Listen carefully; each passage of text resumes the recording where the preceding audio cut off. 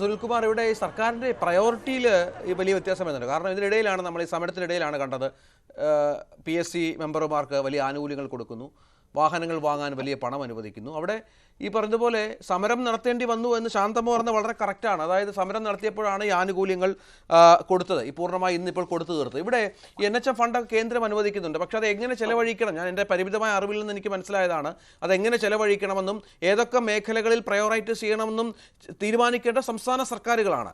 അപ്പോൾ അങ്ങനെ അത്തരത്തിൽ ഇവർക്ക് ചെയ്യാനുള്ള ആനുകൂല്യങ്ങൾ കൂടുതൽ കൊടുക്കാനുള്ള എല്ലാ സംവിധാനങ്ങളും ഇപ്പോൾ കേന്ദ്ര ഫണ്ടിൽ നിന്നായാലും സംസ്ഥാന സർക്കാരിന് തീരുമാനിക്കാം എന്നുള്ളതല്ലേ? അത്തരം പരിഗണന പോലും ഇവർക്ക് ലഭിക്കാത്തത് എന്തുകൊണ്ടാണ്? അല്ല, നിങ്ങൾ ചർച്ച ചെയ്ത് വരുമ്പോൾ നമ്മൾ ചർച്ച ചെയ്ത് നിർത്തിയ ഭാഗത്തു നിന്ന് തന്നെ തുടങ്ങണം. ഒന്ന്, ആശാ പ്രവർത്തകർ, ആശാ വോളണ്ടിയർമാർ എന്നാണ് ഇപ്പോഴും ഈ സുഹൃത്തുക്കളെ അല്ലെങ്കിൽ നമ്മുടെ സഹോദരിമാരെ, അമ്മമാരെ കേന്ദ്ര ഗവൺമെൻറ് ഈ പദ്ധതിയുടെ ഭാഗമായി മുന്നോട്ട് വയ്ക്കപ്പെടുന്ന നിർവചനം. CITയുടെ അഭിപ്രായം ഇവർ വോളണ്ടിയർമാരും പ്രവർത്തകരുമല്ല, ഇവരെ തൊഴിലാളികളായി അംഗീകരിക്കണം. ഇതാണ് ഞങ്ങൾ മുന്നോട്ട് വെക്കുന്നത്. ഇന്ത്യയിലെ സ്കീം മേഖലയിലുള്ളവർ മാത്രം ലഭിക്കുന്ന ശമ്പളം അല്ലെങ്കിൽ കൂലിയുടെ പേര് ഓണററിയം എന്നാണ്, കൂലിയാവുന്നില്ല. അതുകൊണ്ട് കേന്ദ്ര ഗവൺമെൻറ് ഇവരെ തൊഴിലാളികളായി അംഗീകരിക്കണം. ഇതാണ് CITയുടെ നിലപാട്. തൊഴിലാളികൾക്ക് ഗവൺമെൻറ് പ്രഖ്യാപിക്കപ്പെട്ട മിനിമം കൂലി ലഭിക്കണം. ഇതിന് കിട്ടുന്നൊരു സാഹചര്യം നമ്മുടെ രാജ്യത്ത്, നമ്മുടെ സംസ്ഥാനത്തും സംജാതമാകണമെന്നതാണ്. എൻ്റെ പ്രിയ സുഹൃത്ത് ഷാജിർ എൻ്റെ തൊട്ടടുത്താണ് ഇരിക്കുന്നത്. അദ്ദേഹം പറഞ്ഞത് എന്താ? 7,000 രൂപ ഓണറേറിയം ഞങ്ങൾ പൊരുതി നേടിയതാണ്. തൊഴിലാളികളുടെ പ്രക്ഷോഭങ്ങളെ, ആവശ്യങ്ങളെ, ഡിമാൻഡുകളെ ഗൗരവത്തോടെ കേൾക്കാനും അത് പരിശോധിക്കാനും പരിഗണിക്കാനും ഈ കേരളത്തിലൊരു തൊഴിലാളിപക്ഷ ഗവൺമെൻറ് ഉള്ളത് കൊണ്ടല്ലേ 7,000 ഓണറേറിയവും ഇൻസെൻറ്റീവ് സ്ട്രിക്റ്റ് ആയി ലഭിക്കുന്ന 2 ഇൻസെൻറ്റീവുകളും 3,000, 6,000, അതുപോലെ തന്നെ 200 രൂപ ഫോൺ അലവൻസും എല്ലാം ഇന്ത്യയിലെ മറ്റ് സംസ്ഥാനങ്ങൾ, കേരളത്തെക്കാൾ പ്രതിശീർഷ ആളോഹരി വരുമാനമുള്ള സംസ്ഥാനങ്ങളിൽ ഓണറേറിയത്തിൻ്റെ സ്ഥിതി എന്താ? കേരളത്തിനെ നമ്മൾ താരതമ്യം, ആസാം BJP ഭരിക്കുക 3,000 രൂപ, ബീഹാർ 3,000 രൂപ, ഗുജറാത്ത് 2,000, ഹരിയാന 6,100, കർണാടകം 5,000, മധ്യപ്രദേശ് 6,000, മഹാരാഷ്ട്ര 5,000, പോണ്ടിച്ചേരി 1,000, രാജസ്ഥാൻ 2,000 BJP ഭരിക്കുക. അതുപോലെ തന്നെ ത്രിപുര 3,500, ഉത്തരാഖണ്ഡ് 4,000, ഉത്തർപ്രദേശ് 2,000. ഞാൻ പറഞ്ഞു വന്നത് ഇത്തരത്തിൽ അല്ല, അതാണ് അത് ഓണറേറിയം പ്ലസ് ഇൻസെൻറ്റീവ് ഇവയെല്ലാം കൂടി ചേർന്നാണ്. അവിടെ പ്രത്യേക ഇൻസെൻറ്റീവ് നൽകുന്നില്ല. എന്നാൽ ഞാൻ പറഞ്ഞത് ഇത്തരത്തിൽ തൊഴിലാളികൾ അവരുടെ നിലപാടുകൾ ഉയർത്തുമ്പോഴും അതിനെ കേൾക്കാനും അതിനെ കാണാനും അവരുടെ പക്ഷത്ത് നിന്ന് അത്തരം നിലപാടുകൾ സ്വീകരിക്കാനും ഒരു ഗവൺമെൻറ് ഉള്ളത് കൊണ്ടാണ് നമുക്കിത്. BJPയുടെ പ്രതിനിധി ചർച്ചയിൽ പറഞ്ഞത് ഈ 639 കോടി രൂപ ഈ ഇനത്തിൽ സംസ്ഥാനത്തിന് കിട്ടാനുണ്ട്. അത് വളരെ കൃത്യമായ കണക്കാണ്. ഗവൺമെൻറ് വിവിധ ഫണ്ടുകൾ കൊടുത്ത് ഇഷ്ടം പോലെ വിനിയോഗിക്കാനല്ല. മിഡ് ഡേ മീലിന് ഇത്ര, ആശാ വർക്കർമാർക്ക് ഇത്ര, അംഗനവാടികൾക്ക് ഇത്ര, ഓരോ ഹെഡിലേക്കാണ് പണം അനുവദിക്കുക. അതിൻ്റെ യൂട്ടിലിറ്റി സർട്ടിഫിക്കറ്റ് അനുസരിച്ചാണ് ഇത് സംബന്ധിച്ച വിനിയോഗം പരിശോധിക്കുകയും അത് സംബന്ധിച്ച ക്ലിയറൻസ് സർട്ടിഫിക്കറ്റ് ഗവൺമെൻറ് കിട്ടുക.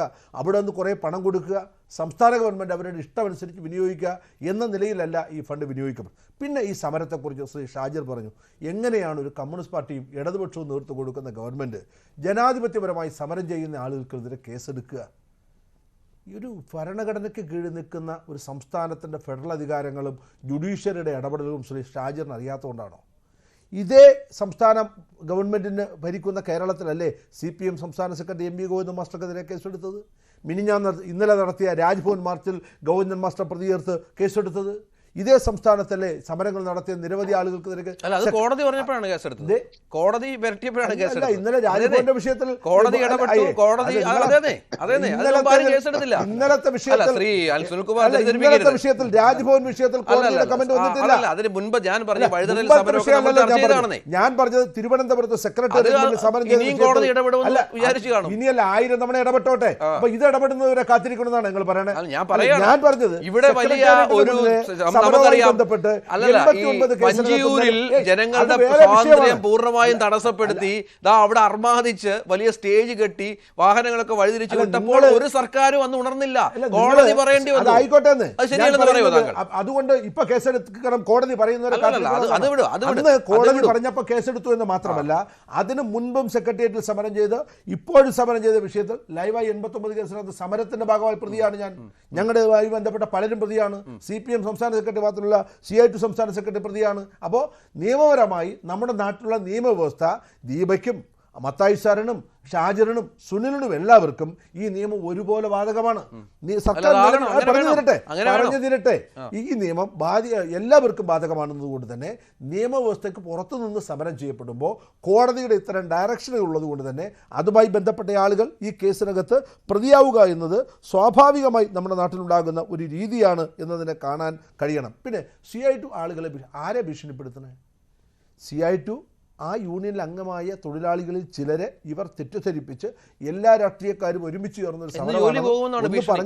ഒന്ന് പറഞ്ഞു തീർന്നോട്ടെ. നിങ്ങൾ ചർച്ചക്കല്ലേ നമ്മളെ വിളിച്ചത്? ഞങ്ങളുടെ ഭാഗം പറഞ്ഞതിന് ശേഷം നിങ്ങളല്ലേ ചർച്ച സമൂഹം ചെയ്യുന്നത്. അപ്പോൾ നിങ്ങൾക്ക് പറയാനുള്ള മുഴുവൻ പറയാം. ഞങ്ങളുടെ ഭാഗം കൂടി ജനമൊന്ന് കേൾക്കാനല്ലേ ഞങ്ങളെ വിളിച്ചത് നിങ്ങൾ.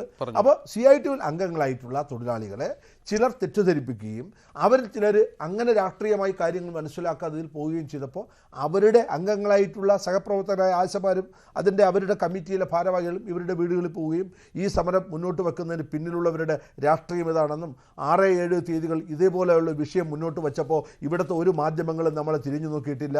ഇവിടുത്തെ പ്രതിപക്ഷ രാഷ്ട്രീയ കക്ഷികളിൽ ഒരാളും നമ്മളെ തിരിഞ്ഞു നോക്കിയിട്ടില്ല. കേന്ദ്രമന്ത്രിയായിരുന്ന മുരളീധരൻ വന്നില്ല. KC വേണുഗോപാൽ വന്നിട്ടില്ല. ഈ ആളുകളൊന്നും അന്ന് വരാത്ത ചിലരെല്ലാം ഇപ്പോൾ വരുന്നവർക്ക് പിന്നിൽ കൃത്യമായ ഒരു രാഷ്ട്രീയ അജണ്ടയുണ്ട്. അത് ഇടതുപക്ഷ വിരുദ്ധമാണ്. ഈ ഗവൺമെൻറ്റിനെ ദുർബലപ്പെടുത്താനും ഈ ഗവൺമെൻറ്റിനെ ഒറ്റപ്പെടുത്തുവാനും കേരളത്തിലൊരു ഇടതുപക്ഷ വിരുദ്ധ മഴവിൽ സഖ്യത്തിന് രൂപം കൊടുക്കുന്ന വലതുപക്ഷ രാഷ്ട്രീയ കക്ഷികളുടെയും വലതുപക്ഷ മാധ്യമങ്ങളുടെയും കൃത്യമായൊരു രാഷ്ട്രീയ അജണ്ടയാണ് എന്നത് തങ്ങളോടൊപ്പം നിൽക്കുന്ന തൊഴിലാളികളെ പഠിപ്പിക്കുക എന്ന കടമയാണ് CITUവിൽ അംഗങ്ങളായിട്ടുള്ള അവരുടെ സഹപ്രവർത്തക യൂണിയൻകാർ അവിടെ പോയതും പറഞ്ഞതും. അതിനപ്പുറത്ത് ഭീഷണിയും അങ്ങനെ വിരട്ടലും ഒക്കെ നടത്തുന്നതെന്ന് എല്ലാവരും ഈ സമൂഹത്തിൽ ജീവിക്കുന്നവരല്ലേ. എല്ലാവർക്കും രാഷ്ട്രീയ പ്രവർത്തനം നടത്താനും സമരം ചെയ്യാൻ അവകാശമുണ്ട്. തെറ്റിദ്ധരിക്കപ്പെട്ടവരോട് ശരി പറയുക എന്ന കടമയാണ് അവർ പ്രതിനിധാനം ചെയ്യുന്ന സംഘടനയിലുള്ളവർ നടത്തി എന്നാണ് അത് സംബന്ധിച്ച്. ശരി, അതിലേക്ക് വരാം. താങ്കൾക്ക് അതിലേക്ക് വരാം, മറുപടി വേണം കൃത്യമായി. ശ്രീ